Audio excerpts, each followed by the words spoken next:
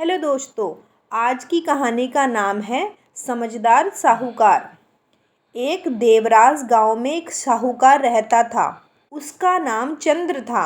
उसका कपड़े का व्यापार था। उसकी पत्नी का नाम देवकी था, परंतु उनके कोई संतान नहीं थी। इस बात से दोनों पति पत्नी दुखी थे। पर इसके अलावा उनके पास सब कुछ था, बड़ा घर, मोटर गाड़ी, नौकर चाकर भी। एक दिन साहूकार अपनी दुकान पर बैठा था। एक गरीब आदमी वहां आया और उसने कहा, सुनिए साहूकार जी, मेरे पास पैसे तो नहीं हैं, क्या आप मुझे 2 मीटर सफ़ेद कपड़ा दे सकते हैं? साहूकार ने कहा, अरे भाई, अब कपड़ों की भी भीख मांगनी शुरू कर दी? नहीं है, आगे जाओ। गरीब ने फिर कहा, पर साहूकार चंद्र नहीं माना। गरीब वहां से चला गया। खैर, थोड़ी देर में साहूकार चंद्र के घर के पास एक गरीब बुढ़िया आई और बोली, क्या कुछ खाने को मिलेगा?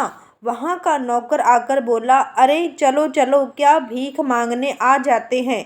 इतने में देवकी ने सारी बात सुन ली और खुद वहाँ घर के बाहर आ गई। आकर पहले तो नौकर को डांट लगा दी और फिर बोली, अरे अम्मा जी, आप रुकिए, मैं अभी आपको खाने को लाकर देती हूँ। देवकी अंदर गई और भोजन से भरी थाली बुढ़िया अम्मा के लिए ले आई। बूढ़ी अम्मा ने खाना खा लिया और कहा, बेटा, दूधो नहाओ, पूतो फलो। इतना कहकर बूढ़ी अम्मा चली गई। कुछ समय बाद देवकी को पता चला कि वह गर्भवती है।